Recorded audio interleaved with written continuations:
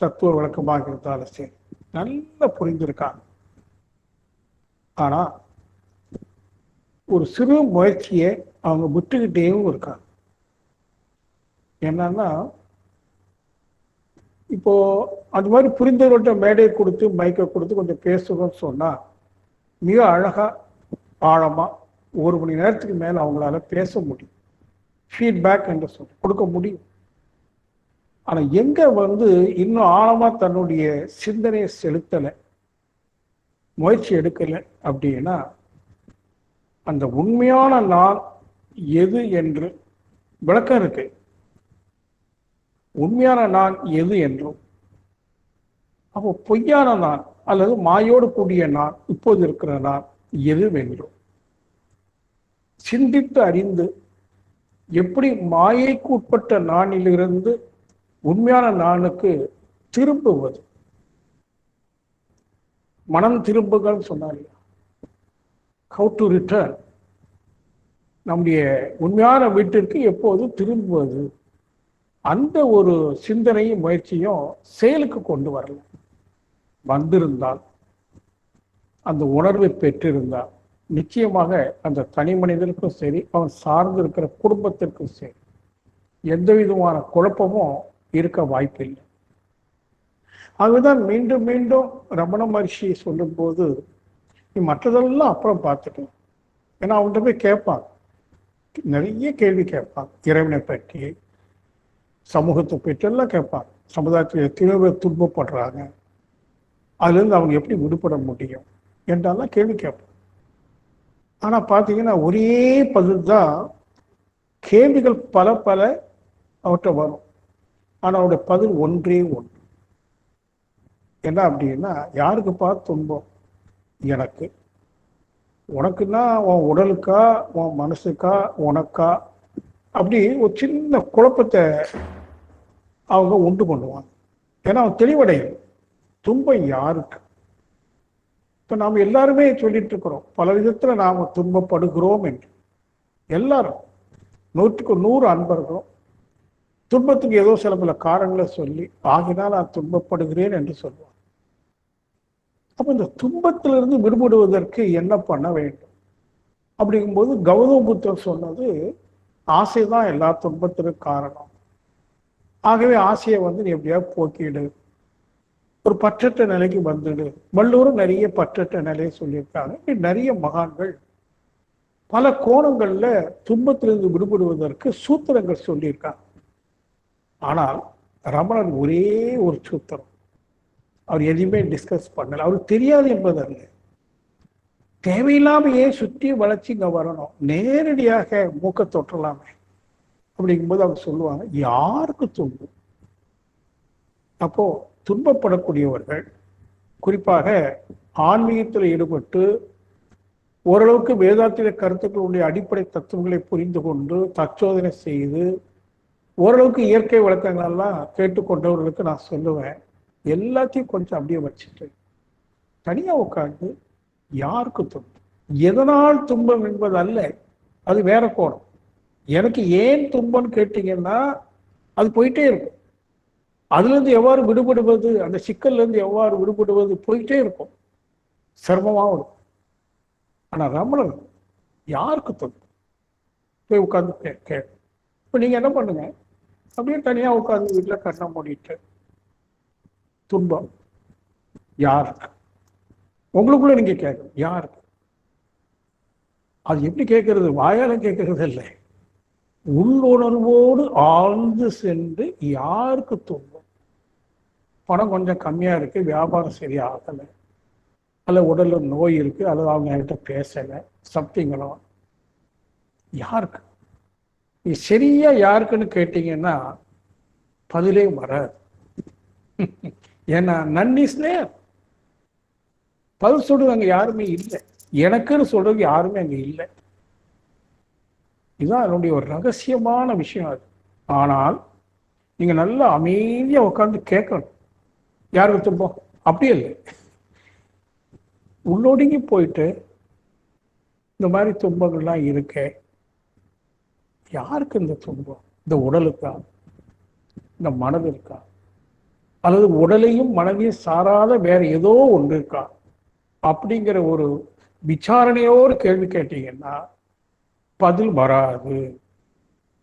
ஏனென்றால் அப்படி ஒரு துன்பப்படுவதற்கு ஒரு ஆள் இல்லவே இல்லை. இதான் மகிழ்ச்சியினுடைய பகவான் ரமணருடைய ஒரு உயர்ந்த அப்ரோச். ஈஸி, நான் ஈஸின்னு சொல்றதை விட மிக ஷார்ட்கட். நிறையெல்லாம் கற்றுக்க வேண்டியது இல்லை. இறைவன் இருக்கானா இல்லையா, அது தான் கவலை இல்லை. துன்பம் ஏன், அது எதனாலேயோ துன்பம். அதுக்கு ஒரு லிஸ்டே சொல்லுவோம். கர்மா, உங்களுக்கு கர்மா தெரியுமா ஒருத்தர், அது வந்து சஞ்சித பிராப்த கர்மங்களில் அப்படி எல்லாமோ சொல்லி இருக்கு. அதெல்லாம் உண்மைதான். ஆனால் இப்போ நாம் ஓரளவுக்கு அதெல்லாம் கடந்து வந்துட்டோம் இல்லையா. இன்னும் நம்ம காலத்தை வீணாக்காம நேரடியாக இந்த கேள்வி, யாருக்கு துன்பம் கேட்க தெரியுமானா? உங்களுக்கு கேட்க தெரியும் கொஞ்சம். ஏன்னா இப்போ நீங்க வந்து சில விஷயங்களை புரிஞ்சிட்டீங்க. என்னன்னா, உடல் நான் அல்ல, மனம் நான் அல்ல, அதெல்லாம் இயற்கை எனக்கு கொடுத்த கருவி, எனக்கு கொடுத்த கருவி. அப்படியான அந்த கருவியை உடையவன் யார்? இதெல்லாம் கொஞ்சம் கேட்க வேண்டியிருக்கு. அப்போ நான் என் பங்குக்கு ரமணர் சொல்றது வந்து எல்லாருக்கும் அவ்வளோ சீக்கிரம் புரியாது, அதை ஃபாலோ பண்ண முடியாது. ஆனால் நான் மகிழ்ச்சியினுடைய தத்துவத்தை அடிப்படையாக கொண்டு ரமணர் சொல்லக்கூடிய கருத்தை இணைத்து உங்களை எளிமைப்படுத்தி கொஞ்சம் விஷயங்களை சொல்றேன், புரியுது. இப்போ துன்பம்னு நினைக்கிறது ஒரு நினைப்பு தானே. அதாவது நாளைக்கு ஒருத்தருக்கு ஒரு 2 லட்சம் ரூபா கொடுக்கணும். ஆனால் ஒரு வாரமாக because of so many reasons வியாபாரம் சரியா இல்லை. அப்படி என்ன சொல்றது, போன வாட்டி ஏதோ சொல்லி அனுப்பிட்டோம், நாளைக்கு என்ன சொல்றது, மனசுல ஒரு சங்கடம் வருது. இல்லை வீட்டில் ஒரு 4-5 பேர் இருக்கிறோம், ஏதோ மாமியாருக்கும் மருவளுக்கும் பிரச்சனை, மாமனார் உட்காந்துட்டு சங்கடப்படுறாரு, என்ன பண்றது? இப்படி சங்கடத்துக்கு எவ்வளவோ காரணம். இப்ப நீங்க நல்ல கவனிங்க. யாருக்கு சங்கடம் சொல்லும் போது எனக்கு சங்கடம்னு சொல்லுவோம். சார் எனக்கு சங்கடம், உனக்கு சங்கடம். இப்ப நீ யாருக்கு சங்கடம் உங்களுக்கு தேடி போறது ஒரு வகை. தேடுவதற்கு முன்பாக ஒரு விளக்கத்துக்கு, இப்போ எது துன்பப்படுகிறது அப்படின்னா, இப்ப இருக்கிற நான் எனக்கு தானே துன்பம், நானுக்கு துன்பம். இந்த நான் எது? இப்போ இருக்கிற நான், பிரசன்ட் ஐ அப்படின்னு பார்த்தீங்கன்னா, நம்முடைய வினை பதிவுகள்னு சொல்றோமா இல்லையா. காலங்காலமா நம்ம எத்தனையோ ஜென்மாந்திரங்களை உடல் எடுத்து வந்திருக்கோம். மனித உடல், விலங்கின உடல், தாவர உடல், பல உடல் எடுத்து வந்திருக்கோம். ஒவ்வொரு உடலிலும் வாழும் போது பெற்ற வினை பதிவு கருத்தொடர் வழியாக இன்றைக்கு நம்மிடம் வந்திருக்கு. அதுதான் சஞ்சித கர்மம்னு சொல்றோம். வினைப்பதிவு. வினைப்பதிவுனா என்ன? ஒரு செயலை செய்யறோம், அதனால வரக்கூடிய அனுபவங்கள் பதிவாகும். வினைப்பதிவுடைய விளக்கம், ஒரு புதுசாக யாரோ ஒரு ஸ்வீட் கொண்டு வந்திருக்காங்க, முதல் முறையா அந்த ஸ்வீட்டை பார்க்குறோம், வெளிநாட்டுல இருந்து வந்திருக்கு, சாப்பிட்றோம். சாப்பிடுவது என்பது வினை. அங்க என்ன பதிவு? அந்த சுவை. நல்லா இருக்கேன், இது வரைக்கும் இந்த சுவை நான் அனுபவிச்சதே இல்லையே, ஒரு அனுபவம். அப்ப செயலும் அதனால வரக்கூடிய அனுபவமும் பதியும். இப்போ அனுபவம் பதியும். வினை போச்சு, சாப்பிட்டு முடிச்சாச்சு, அந்த அனுபவம் பதியும். எங்க கருவுல பதியும். இப்ப வினை பதிவு என்றால் அனுபவ பதிவுகள். நல்லா புரிஞ்சுக்கணும். வினைப்பதிவு சொல்லிட்டே இருக்காம அனுபவங்களின் பதிவு. வினையினால் வந்த அனுபவம் அது பதிஞ்சிருக்கு, நம்மிடம் பதிஞ்சிருக்கு. சரி, அப்போ எவ்வளவு பதிவுகள் அப்படின்னு காலங்காலமா நீங்க பின்னோக்கி போனீங்கன்னா லட்சக்கணக்கான அனுபவங்கள் பதிவாயிருக்கு. ஆனால் சிந்திக்கிற போது லட்சக்கணக்கான அனுபவங்கள் அல்ல, 2 அனுபவங்கள். நீ எந்த வினை செய்தாலும் ஒண்ணு இன்பமான அனுபவம் வரும், அல்லது துன்ப அனுபவம் வரும். சரிதானே? ஒண்ணு இன்ப அனுபவம் அல்லது துன்ப அனுபவம். அனுபவத்தினுடைய இது வேறையா இருக்கலாம். நீங்க ஒரு நண்பர்கிட்ட பேசியிருக்கலாம், அந்த பேசிட்டு இருக்கும் சண்டை வந்து அது துன்ப அனுபவமா வரலாம். ஒரு ஸ்வீட் சாப்பிட்றீங்க, இன்ப அனுபவம் வரலாம். அப்போ நீங்க தொடர்பு கொண்ட பொருட்கள் வேறு வேறு, நபர்கள் வேறு வேறு, ஒவ்வொரு காலகட்டம் வயது எல்லாம் வேறு வேறு. ஆனால் ரிசல்ட், விளைவு ஒண்ணு இன்பம் அல்லது துன்பம். அப்ப ரெண்டே அனுபவங்கள் தான் நம்மிடம் பதிவா இருக்கு. சரிதானா? சரி, இப்போ யாரோ ஒரு இப்ப நான்கிறது என்னன்னு கேட்டீங்கன்னா, இப்போ இந்த இன்ப துன்ப அனுபவங்கள் இருக்கு பாருங்க, அதனால வரக்கூடிய எப்பவுமே அனுபவம் உள்ள இருந்தா அது நினைவு அலைகளாக வந்துகிட்டே இருக்கும். கடந்த கால அனுபவங்கள் எல்லாமே நினைவு அலைகள், அதுதான் எண்ணங்கள்னு சொல்றோம். எண்ணங்கள் இல்லாம யாரும் இருக்க முடியாது. எண்ணங்கள் வந்துகிட்டே இருக்கும். ஏன்னா அந்த ரெக்கார்டு ஓடிக்கிட்டே இருக்குது. என்ன ரெக்கார்டு? இன்ப துன்ப அனுபவங்களினால் வரக்கூடிய நினைவு அலைகள் எண்ணங்களாக என்ன ஒரு பர்டிகுலர் தாட் வரும். அது கவனிச்சீங்கன்னா 10 வருடத்துக்கு முன்னாடி நம்முடைய நெருங்கிய உறவினர் நம்மளை அவமானப்படுத்துறது ஞாபகத்துக்கு வரும். அது ஒரு துன்ப அனுபவம். ஆனா அதனால என்ன ஆகும்? அந்த காட்சிகள் எல்லாம் வரும். அந்த திருவண்ண வீட்டில் அப்படி அவமானப்படுத்தி பேசினது, அன்னைக்கு எல்லாரும் பார்த்து சிரிச்சது எல்லாமே வரும், காட்சியாக வரும். எண்ணங்களும் காட்சியும்.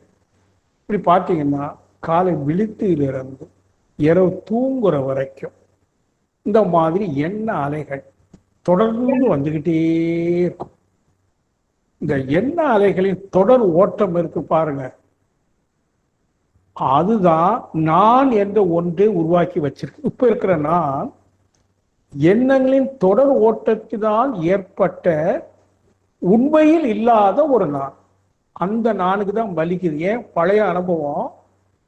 இப்போ அவனை நினைக்கிறோம், 10 வருஷத்துக்கு தான் நடந்த விஷயம், இன்னைக்கு அவனை நினைக்கிறோம், பழையபடி துன்பப்படுறோம். ஏன்னா அன்னைக்கு துன்பப்பட்டோமா இல்லையா? அப்ப இந்த அனுபவம் எழுச்சி அடையுது. துன்பம் அல்லது இன்பம். இந்த எழுச்சியை தான் எழுவாய் என்று சொல்லும். எதனுடைய எழுவாய்? அனுபவங்களின் எழுச்சி எழுவாய். எழுவாய்க்கு என்ன? நான். நீங்க தமிழ் இலக்கணத்தில் படிச்சிருப்பீங்க. நான் என்றால் எழுவாய். சப்ஜெக்ட் ஆப்ஜெக்ட் ப்ரெடிகேட் படிச்சிருக்கோமா இல்லையா? எழுவாய், செயற்படும் பொருள், பயனிலை. இப்ப எது எழுது? நான் எழலை, அனுபவம் எழுது. ஏன்னா பழைய அனுபவம் நினைவுக்கு வருது. ஏதோ ஒரு காரணத்தினால வெளியிலிருந்து ஒரு தூண்டல் வருது, பழைய அனுபவம் அப்படியே எழுது, எண்ணங்களாக எழுது. என்னவாக எழுது? எண்ணங்களாக. ஆனா நம்ம என்ன சொல்றோம்? நானை சேர்த்துக்கிட்டோம். ஆனா உண்மையில நான் அல்ல. அனுபவங்களின் எழுச்சி. அது துன்பமோ இன்பமோ. அப்ப இந்த இன்ப துன்ப அனுபவங்களின் எழுச்சியே நானாக வரும். உண்மையிலே துன்பமும் இன்பமும் இல்லை, அது அனுபவங்களின் எழுச்சி. இதை நீங்க கொஞ்சம் சிந்திக்க ஆரம்பிச்சீங்கன்னா 10 வருஷத்துக்கு முன்னாடி நடந்ததை நினைச்சு ஏன் இப்போ துன்பப்படுறோம்? ஒருவேளை அன்னைக்கு அந்த இடத்துல துன்பப்பட்டிருக்கலாம். இல்லை இன்னைக்கு நடக்குது, ஒரு கல்யாணம் விட்டு போறீங்க, உங்க சொந்தக்காரங்க ஏதாவது திட்டுறாங்க, உங்களுக்கு சங்கடம் வரும். அந்த மொமெண்ட், தட் மொமெண்ட் சங்கடம் வரும். ஓகே, அது அக்செப்டட். துன்பம் வந்து இப்போ தனியா உட்காந்து சிந்திக்கிறேன். ஆனாலும் ஒரு பேசிட்டாரு. இப்போ என்ன? அது கடந்த காலம் ஆயிடுச்சு. காலையில் பேசுறாங்க, மாலையில் சிந்திக்கிறோம், கடந்த காலம் ஆகி போச்சு. இப்போ எதுக்கு ஹர்ட் ஆகுது அப்படின்னா, உங்களுக்கு ஹர்ட் ஆகல, உங்களுடைய அனுபவங்கள், இந்த இன்ப துன்ப அனுபவங்களோட கூடிய எண்ணெய் எழுச்சிருக்கு இல்லையா, மனம், அதுக்கு ஒரு ஹர்ட் ஆகுது. உண்மையிலேயே நமக்கு ஹர்ட் ஆகாது. இதை இன்னும் எப்படி கண்டுபிடிக்கலாம் அப்படின்னு பார்த்தீங்கன்னா, இப்போ ரமணர் அந்த உதாரணத்தை சொல்றார். இப்போ சினிமா தேட்டருக்கு போறீங்க, சினிமா பார்க்க போறீங்க.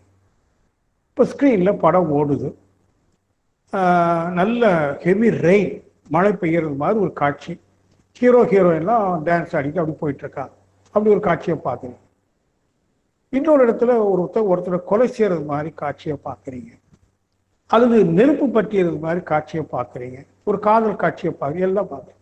என்னென்ன காட்சிகளை பார்க்குறோமோ அதுக்கு தக்கவாறு நம்முடைய உணர்ச்சி தூண்டப்பட்டு இன்பமாகவோ துன்பமாகவோ அச்சமாகவோ கவலையாகவோ எழுச்சி பெறுமோ பெறாதா?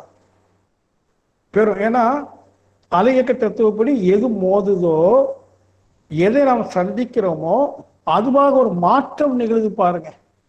அந்த மாற்றம் இன்பமாகவோ துன்பமாகவோ அங்கே அமையுது. ஆனால் அந்த ஸ்க்ரீனை பார்த்தீங்கன்னா ஒயிட் ஸ்க்ரீன், அது அப்படியே இருக்கும்.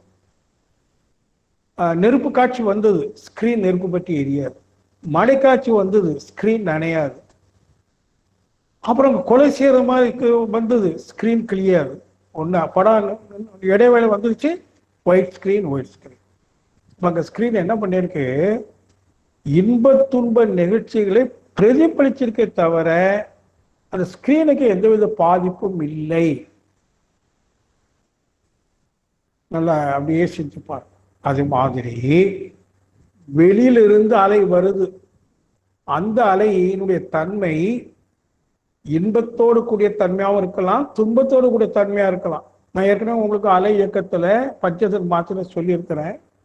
கோயில் மணி அடிக்கிறாங்க, ஓசை வருது, ஆனால் ஓசை வரலை, ஓசையை உள்ளார்த்தமாக கொண்ட அலைதான் வருது.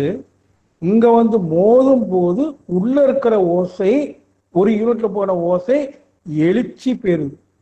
அந்த எழுச்சியை தான் உணர்வுன்னு சொல்றோம். அந்த உணர்வை அடிப்படையாக கொண்டு நான் கேட்டேன் என்று சேர்த்துக்கிறது. நான் வந்துருச்சு, இப்போ உணர்வு தான் இருக்குது, அந்த உணர்வு நானாகுது. அதே மாதிரி ஒருத்தர் திட்டுறாரு, சப்தம் காதுல மோதுது, அவர் என்ன சொல்லி திட்டுனாரோ அதுவாக பழைய அனுபவம் ஏற்கனவே திட்டு வாங்கி ஆவணப்பட்டதுலாம் இருக்கு, அந்த பழைய அனுபவம் தூண்டப்பட்டு அங்க எழுச்சி பெறுது. அது துன்பமான. ஆனால் அந்த எழுச்சி பெற்றது நான் அல்ல, உணர்வு. ஏற்கனவே அந்த மாதிரி அனுபவங்கள் இருக்கு, அது தூண்டப்பட்டு அந்த உணர்வு எழுச்சி பெறுது நான் என்கிற எண்ணத்தோடு. அது வந்து போலியான நான். உண்மையான நான் என்பது அந்த ஸ்கிரீன் மாதிரி, ஒயிட் ஸ்கிரீன்ல எப்படி பாதிப்பு இல்லையோ அதே மாதிரி இந்த ஆன்மாவிற்கு பாதிப்பு இல்லை. நாம் அதை எடுக்கிறோம். ஒரு நாய் குலைச்சுன்னா நம்ம இக்னோர் பண்ணுவோம், குலைச்சு போட்டு, அதனால ஒரு ஹர்ட் நம்ம ஒருத்தருப்போம் இல்லை. ஆனால் அதே வீட்டில் இன்னொருத்தர், அவங்க ஒய்ஃபோ ஹஸ்பண்டோ பிள்ளைகளோ யாரோ ஒருத்தர் அல்ல நண்பர் கோவம் ஒருபடி சத்தம் போட்ட உடனே நம்ம கோவம் வந்துடுது. ஆனால் நாய் குலைச்சா கோவம் வருது. இந்த ரெண்டுக்கு என்ன வித்தியாசம்? அதுவும் நம்மளை பார்த்து குலைக்குது, இவரும் அது மாதிரி தான். அப்போ ஏன் கோபம் வருது அப்படின்னா, ஏற்கனவே உள்ள அனுபவ பதிவு, வினையால் ஏற்பட்ட அனுபவ பதிவு தூண்டப்படும் போது அந்த பதிவு தான் எழுச்சி பெறுது, நான் அல்ல. பதிவு எழுச்சி பெறும்போது எனக்குன்னு ஒரு வார்த்தையை சேர்த்துக்கிறது. பதிவு எப்படி நானாக இருக்க முடியும்? என்னிடம் பதிவு விழுந்திருக்கு, ஆனா நான் பதிவு அல்ல. ஒயிட் ஸ்கிரீன்ல வந்து நெருப்பு பற்றி எரியுமா காட்சி தெரியுது, ஆனா நெருப்பு பற்றி எரியல. ஏன்னா அது ஒரு ஷேடோ. இங்க இருந்து வெளியில இருந்து ஃபோக்கஸ் பண்ணக்கூடிய ஒரு ப்ரொஜெக்டர்ல ப்ரொஜெக்ட் பண்றோம் ஒரு சீனை, அது ரிஃப்ளெக்ட் பண்ணுது. அப்ப அந்த ரிஃப்ளெக்ட் பண்ண ஊடகம்ங்கிற ஸ்கிரீன் இருக்கு, அதுக்கு பாதிப்பு இல்லை, ரிஃப்ளெக்ஷன் இருக்கு. அதே மாதிரி நான் இருக்கிறேன் ஆன்மா, ஒயிட் ஸ்கிரீன். என்னிடம் பதிவும் இருக்கு. என்ன பதிவு? கடந்த கால வாழ்க்கையில் உள்ள இன்ப துன்ப அனுபவங்களின் பதிவு இருக்கு. இப்ப வெளியில இருந்து இன்பமோ துன்பமோ உடைய காந்த அலை வந்து மோதுது, இந்த அனுபவம் தூண்டப்பட்டு எழுச்சி பெறுது. எழுச்சி பெற்று ஒரு துன்பமா அது ஒரு இன்பமா உள்ளுக்கு காட்டுது. அப்ப எனக்கு துன்பம்னு சொல்றேன். நான் யாரு? White screen. எனக்கு உண்மையிலே துன்பம் கிடையாது, என்னுடைய அனுபவ பதிவு எழுச்சி பெறுது, அதுக்குதான் துன்பம். அது துன்பம்னு நினைக்குது, எண்ணங்களின் ஓட்டம். இது கொஞ்சம் நீங்க சிலவங்களுக்கு கப்புன்னு புரிஞ்சிருக்கலாம், சிலவங்களுக்கு புரிய கஷ்டம். ஆனா திருப்பி இதை கேட்கணும். ஏன்னா இன்னும் நீங்க செஞ்சு பார்த்தீங்கன்னா, தூக்கத்துல கனவு காண்றோம், காலையில் விழித்ததும் அதை கனவுன்னு சொல்லி இக்னோர் பண்ணிடுறோம். இன்னைக்கு அது மாதிரி ஏதோ ஒரு இன்பத்துக்கோ துன்பத்துக்குரிய ஒரு நிகழ்ச்சி நடந்தது, இன்னைக்கு துன்பப்படுறோம். கனவு காணும்போது எப்படி துன்பப்படுறோமோ அல்லது இன்பமா இருக்கும். கனவு காணும்போது ஒரு இன்பத்துக்குரிய கனவு கண்டீங்கன்னா அந்த கனவு காணும் போது இன்பமா இருக்கும். நான் கனவு காணுவேன் நீங்க கேட்க மாட்டேங்காது, நல்லா இன்பமா இருக்கும். துன்பமா இருந்தா துன்பமா இருக்கும். விழித்ததும் பாக்குறீங்க, போச்சு, இன்பம் இல்லை துன்பம், இது ஜஸ்ட் இக்னோர் இட். அதே மாதிரி இப்போ நடக்கல, இன்பம் துன்பம் சொல்லிட்டே இருக்குமே, அதை பாருங்க. நீங்க அடுத்த வாரம் பார்த்தீங்கன்னா இன்னைக்கு அது இன்பமா இருந்தது, அடுத்த வாரம் இன்பமா இருக்காது, துன்பமா இருக்கு துன்பமா இருக்காது, கடந்து போறோம். எப்படி கனவுல இருந்து கடந்து விழிப்பு நிலைக்கு வந்ததும் கடந்ததை அலட்சியப்படுத்துகிறோமோ, அதுபோல இப்போ நடக்கிற நிகழ்ச்சிகளும் கடந்து போகும். 4 நாள் போன பிறகு இக்னோர் பண்ணு. உண்டா இல்லையா? எல்லாமே அப்போ கனவு விழிப்பு நிலை, பகல்ல விழிக்கும்போது வரக்கூடிய எண்ணங்கள் எல்லாமே எனக்கு இல்லை. எதற்கு? என்னுடைய வினையினால் வந்த அனுபவ பதிவுகளின் எழுச்சிதான் இன்ப துன்பம் அப்படின்னு புரிஞ்சுக்கிட்டு, அப்படியானால் உண்மையிலே எது நான்? இது நான் அல்ல. இப்ப எழுச்சி பெற்றிருக்க எழுவாய், சப்ஜெக்ட், நான் என்கிற எழுவாய், அது நான் அல்ல. எதனுடைய எழுவாய்? வினையினால் வந்த அனுபவ பதிவான இன்ப துன்ப அனுபவங்களின் எழுச்சி, என்னுடைய எழுச்சியில். ஆனா நம்ம என்ன சொல்றோம்? நான், எனக்கு துன்பமா இருக்கு, எனக்கு இன்பமா இருக்கு. அந்த எனக்கு வருதுங்க. இங்கதான் இதான் மயக்கம், மருள், அறியாமை.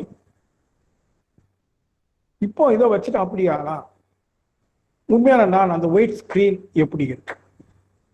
அதை கட்டாயம் அதை விளக்கத்துல சொல்ல முடியாது. ஒயிட் ஸ்கிரீன் எப்படி இருக்குன்னு சொல்ல முடியாது. எந்த பாதிப்புக்கு உட்படாத ஒரு அன்டிஸ்டர்ப்டு பினாமினா உள்ள இருக்கு. அது எதுங்கிறது விளக்கமா சொல்ல முடியாது. அதை உணரதான் முடியும். இது வரைக்கும் தான் விளக்கம். இது வரைக்கும் இப்ப இருக்கிற நான், துன்பப்படுகிற நான் இருக்கு, அது அந்த நானுக்கல்ல துன்பம். ஏற்கனவே இருந்த துன்ப அனுபவம் தூண்டப்படுது. அந்த அனுபவம் தான் எழுச்சி பெறுது. அனுபவம் வேற, அனுபவிக்கிற வேற. அப்படிதானே? இப்ப அனுபவிக்கிறவன் எழுச்சி பெறுகிறானா, அனுபவம் எழுச்சி பெறுகிறதா? அனுபவம். அப்ப யாருக்கு இந்த அனுபவம் அப்படின்னு யாரும் இல்லை. இன்னும் சொன்னா பாதிப்பு இல்லாத ஒண்ணு இருக்கு, உண்மையான நான். அதை உணர்ந்துதான் அறிய முடியுமே தவிர விளக்கத்தால. இது நான் சொன்னது ஏன்னா இது கொஞ்சம் காம்ப்ளிகேட்டட் தற்சோதனை. ஏன்னா மகிழ்ச்சி தத்துவத்துல கூட இந்த 4 தற்சோதனை சொல்லிடுவார். முதல் என்ன மாறாது, ஆசை சிரமத்தல், சிறந்தவத்தல், கவலை ஒழித்தல், 4. இது மனதுக்கு சுத்தமா. அப்புறம் நான் யார் தற்சோதனையில வச்சிருக்கேன். உண்மையில் எது நான்? உண்மையில எது நான் தெரியுதுக்கு முன்னாடி பொய்யாக இருக்கிற நான் எது? இந்த நான். எண்ணங்கள், ஆசைக்குரிய எண்ணங்கள், சிரத்தோடு கூடிய எண்ணங்கள், கவலையோடு கூடிய எண்ணங்கள், இந்த 4 எண்ணங்களும் நான் அல்ல. அப்ப இந்த தற்சோதனையை நம்ம ஆழ்ந்து சேரப்போது நீங்க சிந்திச்சீங்கன்னா இந்த துன்பங்கள் எனக்கு இல்லை. அப்ப யாருக்கு? உண்மையான நான் யார்? அங்க போகுது 5வது தற்சோதனை. அப்ப இதெல்லாம் நம்ம ஒரு நாலேஜுக்கு தெரிஞ்சுக்கிட்டோமே தவிர, சாமிஜியினுடைய தற்சோதனையில ஹைஃபைன்னு சொன்னா நான் யார்? அதுக்கு முன்னாடி எது நான் இல்லை? எண்ணங்களால் எழுந்த நான் அல்ல. இதை ஒரு இதுல நான் உங்களுக்கு சொல்லியிருப்பேன்னு நினைக்கிறேன், மீண்டும் சொல்றத. ஒரு புத்தகத்துல படிச்சது. திருவிழா காலங்களில் போனீங்கன்னாக்கா நிறைய சீரியல் லேம்ப்ஸ் போட்டிருப்பாங்க. அதில் நிறைய படங்கள்லாம் இருக்கும். உதாரணமாக ஒரு வண்டி சக்கரம்னு வைங்களேன். ஒரு சக்கரம் சுற்றிட்டு இருக்க மாதிரி இருக்கும், கலர்ஃபுல்லாகவும் வண்டி சக்கரம் சுற்றுற மாதிரி இருக்கும். அல்லது ஒரு தாமரை பூ பூக்கிறது மாதிரி இருக்கும், அதில் சரஸ்வதி வீணை படிச்சுட்டு இருக்க மாதிரிலாம் இருக்கும். பல மாதிரி போட்டிருப்பாங்க. ஆனால் அதை நல்லா கவனிச்சிங்கன்னா உண்மையிலேயே அங்கே வண்டி சக்கரம் இல்லை. ஆனால் ஒரு சக்கரம் சுடலது போல காட்சி அளிக்கும். ஏன்? வரிசையாக பல்ப் அடிக்கிறதா. ஒரு பல்பு எரியும், அது எரிஞ்சு அணையுது பாருங்க. அது அணைவதுக்கு முன்னாடி அணைய போது முன்னாடி இன்னொன்று எரிய பக்கத்துல உள்ளது எரியும். அதுவும் பழையபடி அணைய போகும்போது அடுத்தது எரிய ஆரம்பிக்கும். அதுக்கு தகுந்த மாதிரி ஒரு செட்டப் அங்கே பண்ணியிருப்பாங்க. அப்போ இது எரிஞ்சு அணையுது, அணையதுக்கு முன்னாடி பக்கத்தில் உள்ளது எரியுது. அப்போ ஒரு பாயிண்ட் தள்ளி போகுது. இப்படி தொடர்ந்து வரும்போது ஒரு சக்கரம் சுத்துறது போல தெரியும். ஆனா நீங்க பின்னாடி எலக்ட்ரிஷியன் பார்த்தீங்கன்னா அங்க ஒரு சிலிண்டர் ஓடிட்டு இருக்கும், அதுலதான் கனெக்ஷன் கொடுத்துருப்பாங்க. அந்த சிலிண்டரை ஸ்லோ டவுன் பண்ணீங்கன்னா, அதனுடைய வேகத்தை கொஞ்சம் குறைச்சிங்கன்னா இங்க என்ன ஆகும்? இந்த பல்பு அணைஞ்சு ஒரு கண்ணுமிக்க நேரம் தாண்டி தான் பக்கத்தில் உள்ளது எரியும். அப்போ உங்க கண்ணுக்கு என்ன தெரியும்? பல்பு எரிஞ்சு அணைஞ்சி அணைஞ்சி எரிஞ்சு அணைஞ்சு போற மாதிரி தெரிய ஆரம்பிக்கும், சக்கரம் ஓடாது. இது எதை பொறுத்து? உங்க பின்னாடி இருக்கிற சிலிண்டருடைய வேகத்தை பொறுத்து. அதே மாதிரி நம்ம மனசுல பல எண்ணங்கள், பல பல்புகள்னு சொன்ன மாதிரி பல எண்ணங்கள். ஒரு எண்ணம் விழுது முழுவதுக்கு முன்னாடி அடுத்த எண்ணம் சேர்ந்து தொடர் எண்ண ஓட்டம்னு சொல்லுவாங்க. எண்ணங்களின் தொடர் ஓட்டம். அப்படி தொடர்ந்து எண்ணங்கள் ஓடும்போது, எப்படி பல்பு தொடர்ந்து ஓடும்போது இல்லாத ஒரு சக்கரம் இருப்பது போல தெரியுதோ, அதுபோல எண்ணங்களின் தொடர் ஓட்டத்தினால இல்லாத ஒரு நான் வருது. அப்போ இல்லாத ஒரு நான், அந்த நானை இல்லாம ஆக்குறது எப்படின்னா, எப்படி அந்த வண்டி சக்கரத்தை வேகத்தை குறைக்க குறைக்க இங்க எரியிற அந்த வேகம் குறையுதோ, ஓட்டம் குறையுதோ, அது மாதிரி எண்ணங்களின் வேகமும் எண்ணிக்கையும் குறைய குறைய நீங்க ஒரு புதுசா ஒன்ன பார்க்க ஆரம்பிப்பீங்க. இதுவரைக்கும் எதை பார்த்தீங்க? எண்ணங்களின் தொடர் ஓட்டத்தினால எழுந்த ஒரு இல்லாத நானே அடிப்படையாக கொண்டு இந்த உலகம் பார்க்குறீங்க, சிந்திக்கிறீங்க, வாழ்றீங்க. எது பார்க்குது? இல்லாத நான். எது சிந்திக்குது? இல்லாத நான். எது வாழுது? இல்லாத நான். என்ன சார் பார்க்குது? ஒரு இல்லாத ஒண்ணு வாழ்ந்துட்டு இருக்கு. தப்பு. பெரிய மாயை. இல்லூஷன்லயே தி கிரேட்டஸ்ட் இல்லூஷன் இந்த வாழ்வு தான், திஸ் லைஃப். அப்போ எண்ணங்களின் தொடர் ஓட்ட வேகமும் எண்ணங்களின் எண்ணிக்கையும் குறைய குறைய ஒரு புதிய பரிமாணத்துக்குள் நீங்கள் நுழைவதை தவத்தில் அறியலாம். இதுக்காகத்தான் நான் என்ன பண்ண, உங்களுக்கு இந்த சும்மா இருக்கிற ஒரு மெத்தட் சொல்லி கொடுத்தேன். நிறைய நேரம் சும்மா இருக்க முடியாது. வேண்டாம், ஒரு ஒரு செகண்ட்ஸ், ஒரு 5 வினாடிகள், ஜஸ்ட் 1 2 3 4 5 கவுண்ட் பண்றதுக்கு எவ்வளவு நேரம்? அவ்வளவு நேரம் பழகுறதுக்கு. இப்படி பழகும்போது என்ன ஆகும் தெரியுங்களா? எண்ணங்களை தொடர் ஓட்ட வேகத்தில் என்ன செய்றீங்க? கொஞ்சம் கொஞ்சமா ஸ்லோ டவுன் பண்றீங்க. ஆரம்பத்தில் கடினம், பட் பழக பழக நீங்க அப்படி எண்ணங்கள் வந்தாலும் கூட ஒரு எண்ணத்திற்கும் இன்னொரு எண்ணத்திற்கும் இடையில ஒரு சிறு வெளி உருவாகும். இடைவெளி, ஒரு டைம் ஸ்பேஸ், கால இடைவெளி, ஒரு எண்ணத்துக்கு இன்னொரு. அந்த கால இடைவெளியை உங்க உணர்வு பார்க்க ஆரம்பிச்சிடும். இப்படியே பழகுறீங்க. ஒரு 6 மாசம் ஆச்சு. கண்ணமுடி அப்படியே சும்மா இருக்கிறீங்க. 5 நிமிஷம், 3 நிமிஷம், ஏன் 2 நிமிஷம்லாம் அப்படியே எண்ணங்களே எல்லாம் ஓய்வுங்க. அங்க என்ன இருக்கு? உங்க அனுபவத்துல ஒண்ணுமே இல்லை. அனுபவம் இருக்கு, எதையும் அனுபவிக்கல. நல்ல வேடுக்கு வந்து there is no object, there is no object, எதுவும் இல்லை, ஆனா அனுபவம் இருக்கு. என்ன அனுபவம்? எதுவும் இல்லை. அந்த அனுபவம் யாருக்கு? எனக்குன்னு சொல்லுது. நானும் இருக்க மாட்டேன். எழுவாய் இருக்காது, செயல்படும் பொருள் இருக்காது. பயன் நிலை, ஒன்லி எக்ஸ்பீரியன்ஸ், அனுபவம் மட்டும். இல்லைங்கிற எதுவுமே இல்லை. அனுபவிக்கிறவனு இல்லை, அனுபவம் மட்டும். என்ன அனுபவம்? இல்லைங்கிற அனுபவம். A state of nothingness.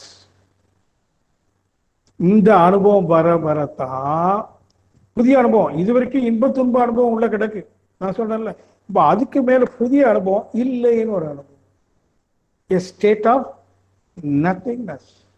இந்த அனுபவம் வேறு உண்டு, வேறு ஒன்றை பழகுடி வழியில வாருங்க. முன்னாடி துன்பப்பட்டீங்க சில விஷயங்கள், அதே விஷயம் நடக்கு, நீங்க துன்பப்பட மாட்டீங்க. முன்னாடி ஏன் துன்பப்பட்டீங்க? துன்ப அனுபவத்தை அது தூண்டிச்சுது, அது எழுந்தது. இப்போ எதுவும் இல்லைங்கிற அனுபவம் வந்து போச்சா? எது தூண்டினாலும் நோ ரிஃப்ளெக்ஷன், நோ ரியாக்ஷன். நீங்க செய்யல, ஆகாதது. ஏன்னா புதிய அனுபவம் மேலடுக்கு பதிவாக உங்களுடைய அனுபவம்லாம் இல்லாதது அனுபவிச்சுட்டே. அனுபவம் இருக்கு, யாருக்கு? யாருக்கும் இல்லை. எதனாலும் இல்லை, அனுபவம் மட்டும் இருக்கு. அது மாதிரி வெளியிலிருந்து ஒரு துன்ப அனுபவம் அடிக்கிறாங்க, அடிக்குது, அனுபவம் தான். ஆனால் அதை அலட்சியப்படுத்துவோம். அடித்தோன்னு ஒன்றும் சொல்ல மாட்டோம், அலட்சியப்படுத்து. ஸ்கிரீன் மாதிரி நெருப்பு வருது மாதிரி ஸ்கிரீன் வருது, நெருப்பு பற்றி எரியாது. மழை பெய்யுறது மாதிரி ஸ்கிரீன் இருக்கு, நனையாது. அதே மாதிரி இன்ப துன்ப அனுபவங்கள் வெளியில் நிறைய வரும், ஆனால் இன்பமும் படாது, துன்பமும் படாது. சும்மா இதுதாங்க ரியாலிட்டின்னு சொல்லக்கூடிய இதுதான். எனக்கு உண்மையில் இன்பம் துன்பம் கிடையாது. வெளியில நடக்குது என்னலாம், நான் எடுக்கலை. ஏன் எடுக்கலை? ஏன் அனுபவம் ஒன்றும் இல்லை. அவங்க அப்படி பேசுகிறாங்க, அவங்க ஏதோ ஒரு கஷ்டம் திட்டுறாங்க, இல்லை ஏதோ ஒரு நல்லது புகழ்கிறாங்க. சார் உங்களால் தான் எனக்கு எல்லாம் ஆகிப்போச்சு, சரி. அதனால் ஒன்றும் புகழ்ச்சிக்கும் அடிமை இல்லை, இகழ்ச்சிக்கும் சங்கடம் இல்லை, காரியங்கள் நடக்குது. உண்மையில் துன்பம்னு ஒன்று ரெண்டு எனக்கு இருக்கு, அது எல்லாருக்கும் இருக்கு. அது எனக்குன்னு சொல்றதை விட என் உடலுக்கு பசிக்குது. ஏன்னா உடல் ஒரு கருவி, அது இயங்கிக்கிட்டே இருக்குது, சதா இயங்கிக்கிட்டே இருக்கு. அதுக்கு சக்தி வேணும். இப்போ சக்தி குறைஞ்சிருச்சு, 5 மணி நேரம் 6 மணி நேரம் ஆயிடுச்சா, இப்போ உடனே அதுக்கு என்ன வேணும்? சக்தி வேணும். அது எப்படி சொல்லும்? அதனுடைய மொழி என்ன? பசி. பசிங்கிற மொழியின் மூலமா எனக்கு கொஞ்சம் சாப்பாடு கொடுப்பா, சக்தி குறைஞ்சிருக்குன்னு சொல்லு. அது துன்பம். சாப்பாடு உடனே கொடுக்கலன்னா பசி ஒரு துன்பம்.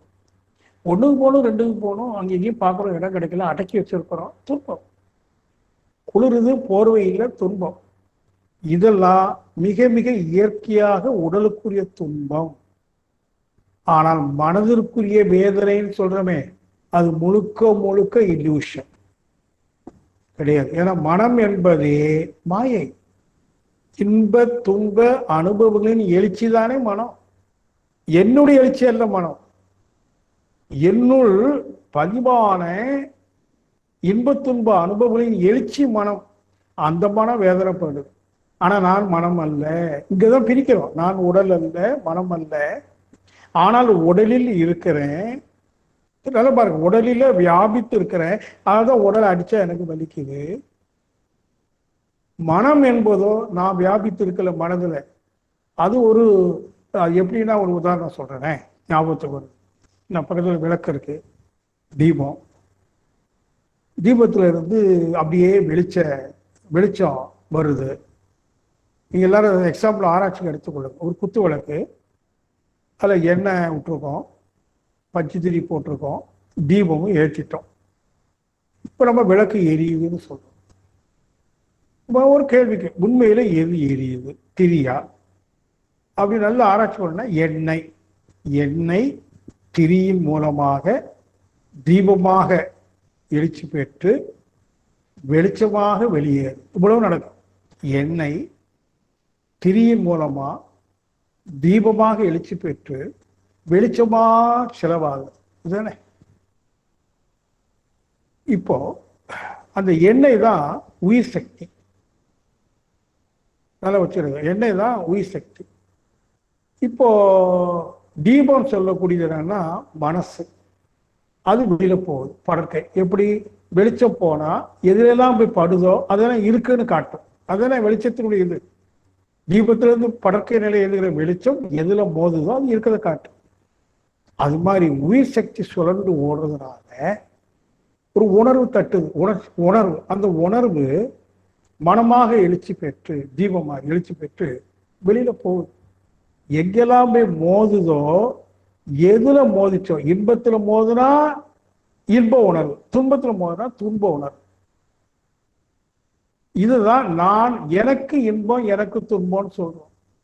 இது இந்த ஒரு உடல் என்கிற கருவிக்குள்ளாக பரிணாமத்துல இதெல்லாம் நடந்துட்டு இருக்கு. ஒரு ரொபாட்ல நடக்கிறது மாதிரி. ஒரு ரொபாட் அது என்னென்ன ஃபீட் பண்ணியிருக்கோமோ அதுக்கு தகுந்த மாதிரி அது வேலை செய்யும். அது வேலையும் போய் தெரியாது, கிளையும் போய் தெரியாது. அப்புறம் இங்க என்னென்ன ஃபீட் பண்ணிருக்கு, அதான் நினைப்பது, அனுபவங்கள். அதுக்கு தக்கவாறு இது எழுச்சி பெறும், செயல்படும், துன்பமோ இன்பமோ சொல்லி புலம்பிக்கிட்டே இருக்கும். ஆனா டீப்பா போனீங்கன்னா நான் சொல்லக்கூடிய அந்த உண்மையான ஒண்ணு இருக்கு பாருங்க, அதுக்கு எந்தவித பாதிப்பும் கிடையாது. பாதிப்பு கிடையாது மட்டும் இல்லை, அது இந்த உடலுக்குள்ள எல்லை கட்டியதும் இல்லை. ஏதோ ஒண்ணு பாக்குறீங்களா அனுபவத்துல, அதுக்கு உருவம் இல்லை, எந்த நிகழ்ச்சியும் அங்க இல்லை. ஆனா ஒரு உணர்வு இருக்கு, அது எல்லையற்றது. இந்த உடலுக்கு உள்ளாகவே இருக்கு, வெளியிலே இருக்கு, உள்வெளி அற்றது, ஏகம். அது ஒரு தடவை உணர்ந்துட்டோம், அந்த ரியாலிட்டி. அதுதான் நான் சொல்லக்கூடாது, அது ரியாலிட்டி. நான் வந்தாலேயே அது எல்லை கட்டம், அது எல்லைக்கு உட்படாதது. ரியாலிட்டி ஏகம், ஏக பரம்பரை. அதை உணர்ந்துட்டு வந்துட்டேன். இப்போ என் இன்ப துன்ப அனுபவங்களின் பதிவு இருக்கு. இப்போ ஒன்று ஏகம் என்ற ஒரு உணர்வு, அந்த பதிவு. இனிமேல் இந்த ஏகங்கிற பதிவு தான் வேலை செய்யுமே தவிர இன்ப துன்ப அனுபவ பதிவு பாருங்க அது வேலை செய்யும். ஏன்னா இந்த ஏகங்கிற அனுபவம் அவ்வளவு ஒரு ஸ்ட்ரெங்தி ஒன், அழிவற்றது, இம்மார்டல் அண்ட் ஸ்டேபிள், ரெண்டு அதில் இருக்கும். இந்த இன்ப துன்பம் அப்படி இல்லை, இட்ஸ் நாட் ஸ்டேபிள். ஏன்னா ஒரு விஷயத்தை கேட்டோம் இன்பம் அடைகிறோம், அடுத்த விஷயத்தை கொண்டாடும் உடனே துன்பம் அடைகிறோம்னா இட் இஸ் அன்ஸ்டேபிள், நிலையானது அல்ல. இதுதான் இந்த உடல்ல நடக்குது. ஆகையினால ரமணர் என்ன பண்றாரு, இவ்வளவு விளக்காம யாருக்கும் துன்பம்னு பாருப்பா. இவன் பார்க்கிறவனாக உள்ள மாறினதும் பார்க்கிறவனும் இல்லாம போயிடுறான், பார்க்கணும்னு நினைச்ச பொருளும் இல்லாம போயிடுது, பார்த்தல் மட்டும் இருக்கு. அங்கே இன்பம் இல்லை துன்பம். திருப்பி வரான், யாருப்பா துன்பம், யாரையும் காண சார். அப்போ துன்பம் என்பது அது கூட ஒரு இலூஷன், இன்பமும் இலூஷன். கனவுல எப்படி இன்ப துன்பமோ அது மாதிரி இப்போ விழிப்புல இருக்கக்கூடிய நிகழ்ச்சிகளும் இன்ப துன்பங்கிறது உண்மையிலே கிடையாது, உண்மையிலேயே கிடையாது. ஏன் அது இருக்கு, அனுபவங்களின் பதிவு. நாம் மிருகமா இருக்கிற போது, நான் எலியா இருக்கும்போது பூனை என்ன விரட்டிச்சே பயந்து ஓடுனேனே, அந்த பய அனுபவம். பூனைக்கு எலி கிடைச்சதா சோச்சு சாப்பிட்டது அந்த இன்ப அனுபவம். ரெண்டுமே இந்த கருல பதிவாகி அது டாமினேட் பண்ணிட்டு இருக்கு. டாமினேட் பண்ணி நான் டாமினேட் பண்ணது எது, அனுபவங்கள். நான் அனுபவங்கள் எப்படி நானாக இருக்க முடியும், எனக்கு அனுபவம் இருக்க முடியும். அனுபவங்கள் எப்படி நானாக இருக்க முடியும், அப்புறம் போலியான நான் அங்க உருவாகுது. இது ஒன்லி விளக்கத்துக்கு தான், கொஞ்சம் புரிஞ்சுக்கிட்டு. ஆனாலும் துன்பப்படுவோம், ஏன்னா இன்னும் அதை உணரல. நம்முடைய மீண்டும் இன்ப துன்ப அனுபவம் தானே. யாராவது ஒன்று சொன்னால் உடனே சங்கடம் வரதான் செய்யும். உங்களை கேட்ட உடனே இனிமேல் எனக்கு சங்கடம் வராது அப்படிலாம் சொல்ல முடியாது. இப்போ இதே அர்த்தம், சங்கடம் வரதான் செய்யும். ஆனால் நீங்கள் புரிஞ்சுக்கிட்டீங்கன்னா அப்போ இப்படி ஒரு விஷயம் இருக்கு, இப்போ இருக்குது முழுக்க முழுக்க உண்மையில் இல்லை, இது கனவுக்கு ஒப்பான நிகழ்ச்சி தான் நடந்துட்டு இருக்கு அப்படின்னு புரிஞ்சுக்கிட்டு, அப்படின்னா உண்மை என்ன அப்படின்னு உணர்ந்து அறிகிற ஒரு விருப்பம் உங்களுக்கு ஏற்படும். அதை செய்யாம மீண்டும் வியாபாரத்துக்கு போனேன், அதை இண்டஸ்ட்ரி பண்ணேன், அரசியலுக்கு போனேன், கோயிலுக்கு போனேன், சாமி இருக்கா இல்லையா விவாதம் பண்ணேன், அட்டர் வேஸ்ட். ஒன்றும் ஆகாது, எல்லாமே வெறும் ஆர்கியூமெண்ட்ஸ், டிஸ்கஷன்ஸ், புலம்பல், பிரயோஜனமே இல்லை. அதான் நம்மளால மீண்டும் மீண்டும் பேச மௌனமே ஒன்றும் இல்லை. எது நடக்குமோ நடக்கும், நடக்கக்கூடியது நடந்து தெரியும், யாராலையும் தடுக்க முடியாது. நடக்காது, என்ன செய்தாலும் நடக்காது, இது திண்ணம் அவர் சொல்றார். ஆகவே மௌனமாயிரு. ஏன்னா நடக்கிறதுல எல்லாமே மாயன் ஒன்றால் ஒன்றும் செய்ய முடியாது. ஆக ஒரு மனிதன் தனது உண்மை நிலையை உணர்ந்தால் மட்டுமே இந்த புற உலகிலிருந்து வரக்கூடிய இன்ப துன்ப சக்கரத்தில் இருந்து விடுபட முடியும்.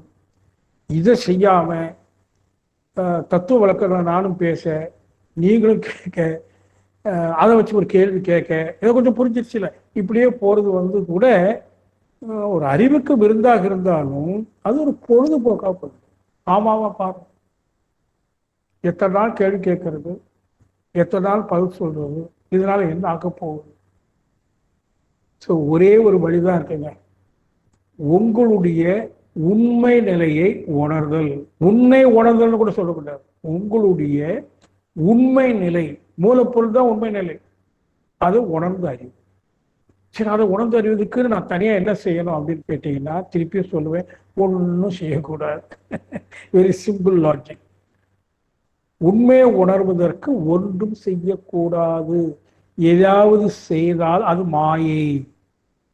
பாருங்க, நீ எதை எண்ணினாலும் செய்வதற்கு முயன்றாலும் மீண்டும் மாயைக்குள்ள போறோம். உண்மையை உணர்வதற்கு எதையும் செய்யாம, உடலாலும் மனதாலும் எதையும் செய்யாம ஒரு 2-3 நிமிடம் தொடர்ந்து, மனதால் ஒண்ணு செய்யாமன்னு என்ன அர்த்தம், எண்ணங்கள் இல்லாம, உடல் அசையாம தொடர்ந்து ஒரு 3 நிமிஷம் 4 நிமிஷம் அப்படியே இருந்தீங்கன்னா ஒரு புதிய அனுபவம் வர ஆரம்பிக்கும். அந்த அக்குமுலேஷன் ஆஃப் நியூ எக்ஸ்பீரியன்சஸ். இன்னைக்கு 2 நிமிஷம், 6 மாசம் பழகியாச்சு, இப்போ 10 நிமிஷம், இப்போ இன்னும் பழகிட்ட 4-5 வருஷம் ஆகி போச்சு. 1 மணி நேரம் டோட்டல் ஸ்டில்னஸ் வரும். சரி சார், நீங்கள் சொல்கிறீங்க 1 ஹவர் ஆகுதுக்கு ஒரு 1 வருடம் 5 வருஷம் ஆகட்டும், பரவாயில்ல. இப்போ ஒரு வினாடி கூட என்னால் இருக்க முடியலையே சார். சிலவங்க கேட்குறாங்க. ஒரு சிலர் சொல்கிறாங்க சார், இப்போ சும்மா இருக்குது நல்லா இருக்கு, நான் சும்மா இருந்தால் போதுமா அல்லது துரியாதீதம் செய்யணுமா? நேற்று ஒரு அம்மா, நீ சும்மா இருந்தால் இப்போ சும்மா இருக்குதுதான் துரியாதீதமும் சரி, எந்த தவமாக இருந்தாலும் சரி, கடைசியில் ஸ்டில்னஸ். இப்போ நீங்கள் ஒரு வினாடியாவது சும்மா இருக்கணும், அது நான் என்ன பண்ணணும்னு கேட்டீங்கன்னா ஒரே ஒரு தகுதி. கண்ணை மூடிட்டு ஜஸ்ட் அக்செப்ட் யுவர் லைஃப். கண்ணை மூடிட்டு எதையும் ஆலோசிக்க, என்ன நடக்கும் நான் ஏற்றுக்கிறேன். கடன் வாங்கிட்டு போன திருப்பி தரலையா, விட்டுரு. கடன் வாங்கின திருப்பி கொடுக்க முடியல, இல்லைன்னு சொல்லிடு. வேற வழி. இதுதான் சமாதானம். எவ்வாறாகிலும் இன்றாகிலும் உன்னுடைய சமாதானத்திற்கு உரியவற்றை நீங்களே சிந்தித்து அறிந்து முடிவெடுத்து சமாதானப்படுத்துங்க உங்க மனசை. எந்த அளவுக்கு எவ்வளவு சதவீதம் மனம் சமாதானம் ஆகிட்டே இருக்கோ அந்த அளவுக்கு நீங்க ஃபியூ செகண்ட்ஸ் சும்மா நல்லா சமாதானம் ஆகிட்டு இருக்கீங்களா, இன்னும் நீண்ட நேரம் சும்மா இருக்க முடியும். நிரந்தர சமாதானம் வந்துருச்சா எவ்வளவு வேணாலும் கண்ட முடியும் இருக்கலாம். நீங்க நினைச்சாதான் வெளியில வருது. ஏன்னா டோட்டலா ஈக்குலிபிரியம் ஸ்டேட்டுக்கு வந்த பிறகு then no movements, only stillness. So அந்த அளவு ஃபார்மேஷன் ஆயிடுச்சு அப்படின்னா எவ்வளவு நேரம் வேணாலும் அப்படி இருக்கு. சார் அப்படி இருக்குதானே இல்லை, நீங்க உண்மையை உடஞ்சிக்கிட்டே இருக்கிறீங்க. உண்மையை உடஞ்சிட்டு பழையபடி வர்றீங்க. பழையபடி கடைக்கு போறோம், வியாபாரம் பண்றோம், மெட்டீரியல்ஸ் ஆர்டர் போடுறோம், அல்லது ஏதோ ஒரு விஷயம் நடக்குது, கொஞ்சம் நஷ்டம் ஆயிடுச்சு, ஒரு பொருள் கெட்டு போச்சு.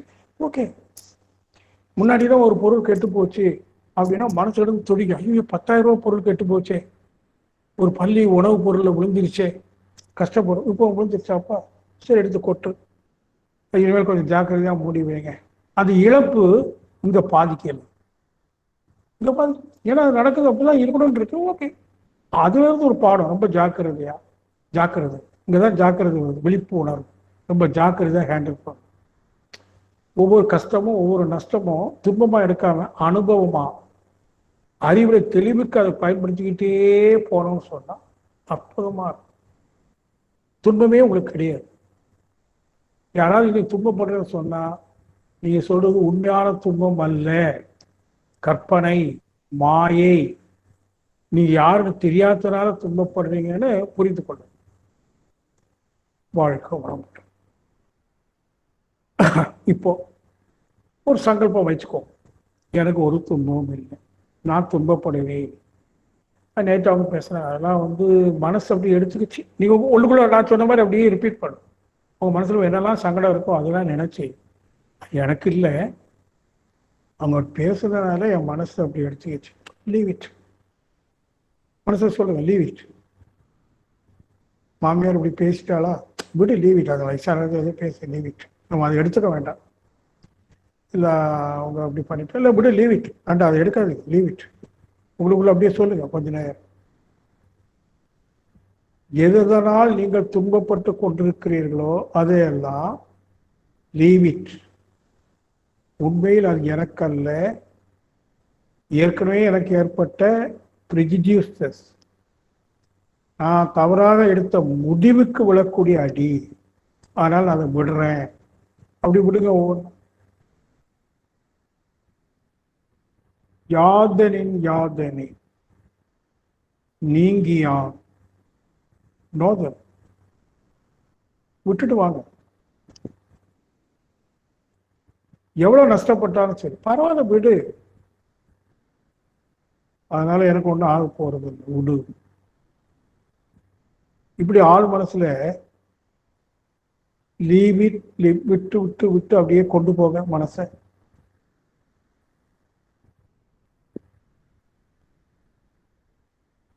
நேற்று நடந்தது, போன வருஷம் நடந்தது, அவமானப்பட்டது, அவமானப்படுத்தியது, எதனால நீங்க அழுதீங்களோ அது,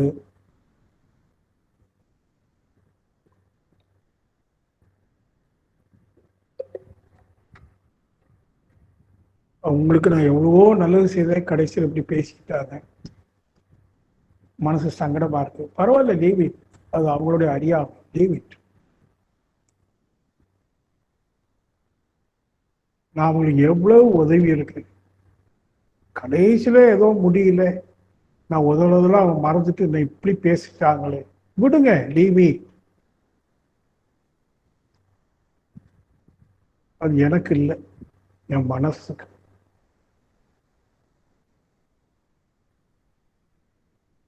அப்படிப்பட்ட ஒரு மனசே இல்லை. Leave it.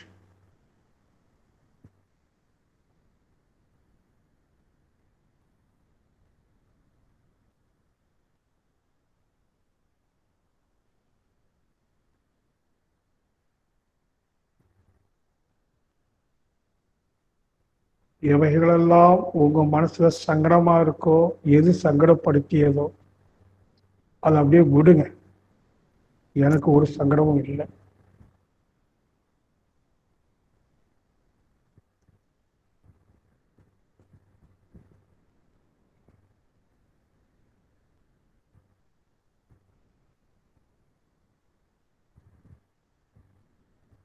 நான் எதிர்பார்த்தது நடக்கல, எதிர்பார்த்து ஏன் தப்பு தானே.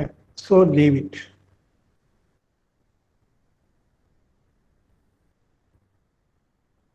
நீங்க பண்ண வேண்டியதெல்லாம் லீவ் இட், விட்டு விடுதல். இது ஒரு கனவுல கண்ட காட்சிக்கு ஒப்பானது.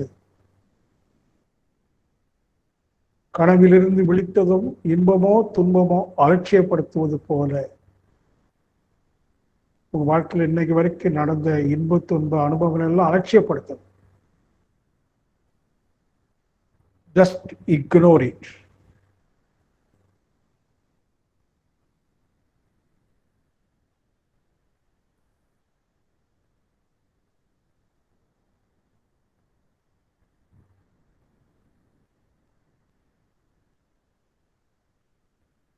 அப்படி பண்ணிக்கிட்டு அப்படியே அமைதியா இருக்கு. எவ்வளவுக்கு எவ்வளவு மனசுல வருதோ அதை எடுத்து தூர போட்டுரு. குறையட்டும். ஒவ்வொன்றா எடுத்து போடும், வெங்காயம் உரிப்பது போல். இது வல்ல,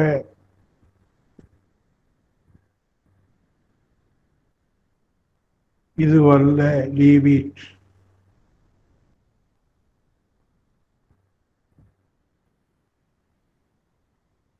பீல் அண்ட் லீவ். வெங்காயத்தை உரிச்சு போடுறது மாதிரி. இது ஒரு துன்பமே இல்லை, எல்லாம் நினைப்போம். Leave it. மறந்துட்டேன், மன்னிச்சிட்டேன்.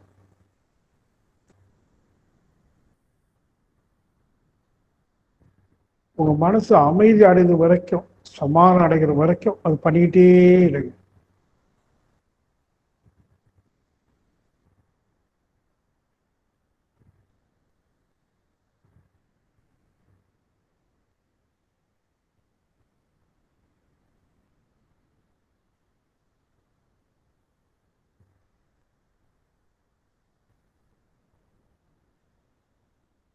துன்பமே இல்லை, எல்லாம் மாயை.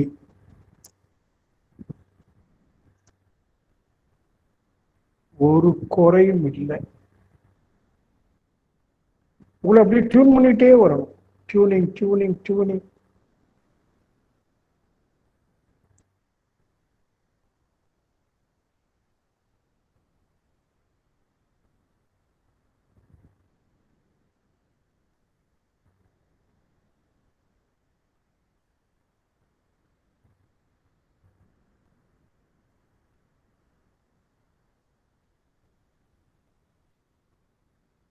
அப்படியே அமைதியா சும்மா இருக்கு.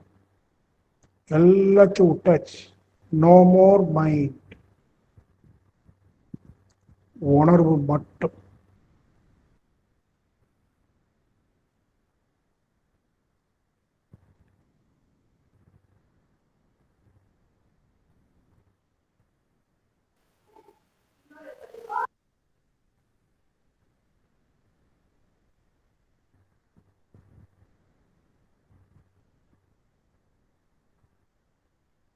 எண்ணங்களே இல்லாத வெறும் மனம்.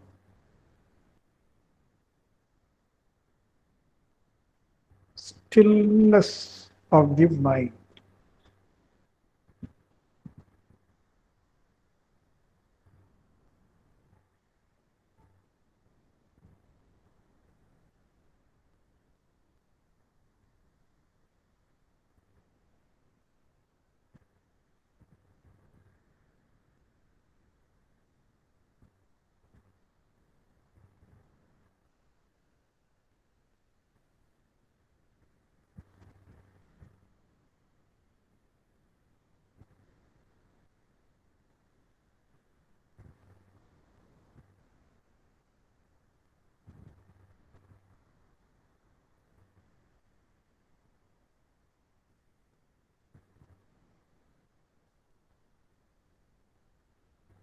எண்ணங்களே இல்லாத வெறும் மனதோடு அசைவற்ற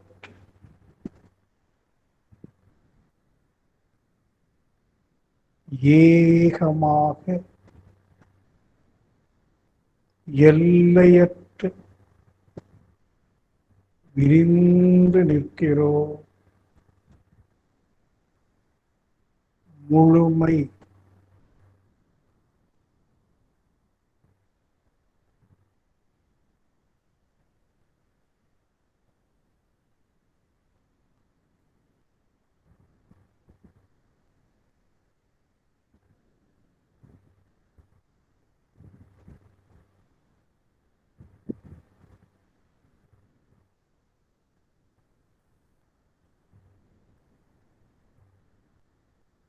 உண்மை நிலை, ரியாலிட்டி.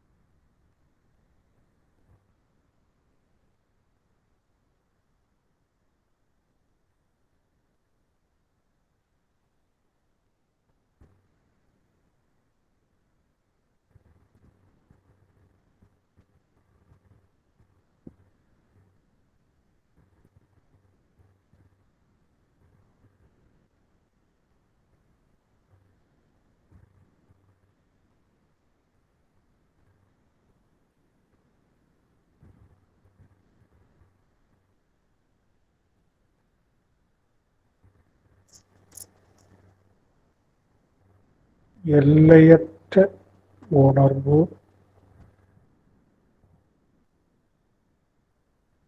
ஏகாந்தம்.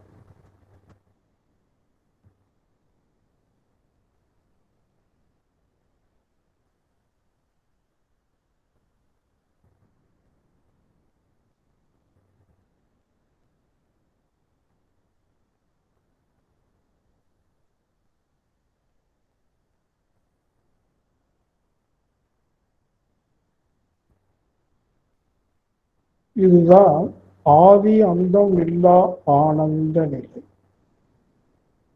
நானே இல்லாத ஆனந்த நிலை. இந்த ஆனந்த நிலையை உணர உணர வெளிப்பட்ட பிறகு அந்த குறுகிய இன்ப துன்பம் அது ஒரு பாதிப்பே இல்லை, இருக்காது. நான் உன்னை விட்டு விலகுவதில்லை என்பது ஒரு இறை வாக்கு, வசனம். நான் உன்னை விட்டு விலகுவதில்லை. இந்த நான்பது என்ன? இந்த ஆனந்த நிலை, ஏகானந்த நிலை. அது நம்ம விட்டு என்னைக்குமே விலகாது. ஒரு முறை உணர்ந்து அனுபவம் ஆயிடுச்சுன்னா இந்த ஏகாந்த ஆனந்த உணர்வு நிலை இருக்குல்ல, அது நம்ம விட்டு விலகுவதே இல்லை. இன்பத் துன்பமும் நமக்கு இல்லை. புறத்தே இருந்து இன்ப பாதிப்போ துன்ப பாதிப்போ இல்லவே. அப்போ என்ன ஆகிப்போச்சு? இந்த ஆன்மாவுக்கு விடுதலை ஆகி போச்சு. இப்போ இந்த உடல்ல மனமாக சிக்கிக்கொண்டு இன்பத்துக்காக அலைந்து துன்பத்தை பெற்று பிறகு துன்பத்திலிருந்து விடுபடுவதற்கு செயல்பல புரிந்து ஒரு போராட்டமே நிகழ்ந்து கொண்டிருக்கு பாருங்க. அது முற்றிலும் அற்றுப்போகும். அதான் விடுதலை என்று புரிந்து கொண்டு இந்த அளவுக்கு நம்மை அறிவிலை உயர்த்திய குரு மகானை நினைவு கூறும் வேதாத்தி மகர்ஷி அவர்களை நினைவு கூறி நன்றியோடு அவளுக்கு வணக்கம் செலுத்தி, அத்தகைய ஒரு குரு மகானை நாம் அடைவதற்கு புண்ணியம் செய்த நமது பெற்றோர்களை நினைவு கூறி அவர்களுக்கு நன்றியோடு வணக்கம் சொல்லி, இப்போ மனசுல என்ன எடுத்துக்கிறோம்? இந்த அளவுக்கு என்னை உயர்த்தியிருக்காங்க, பிரதிபலனா நான் ஏதாவது சமுதாயத்துக்கு செய்யணும், நன்றி பாராட்டணும், தொண்டு செய்யணும், அதுக்கேற்ற பக்குவத்தை நான் மேலும் மேலும் பெருக்கிக் கொள்ளணும் அப்படிலாம் சங்கல்பித்து நிறைவு செய்கிறோம். வாழ்க வையகம், வாழ்க வளமுடன். நீங்களும் உங்கள் அன்பு குடும்பமும் வாழ்வில் எல்லா வளங்களும் பெற்று பல்லாண்டு இனிதே வாழ்க வாழ்க வாழ்க வாழ்க வளமுடன். ஓம் சாந்தி சாந்தி.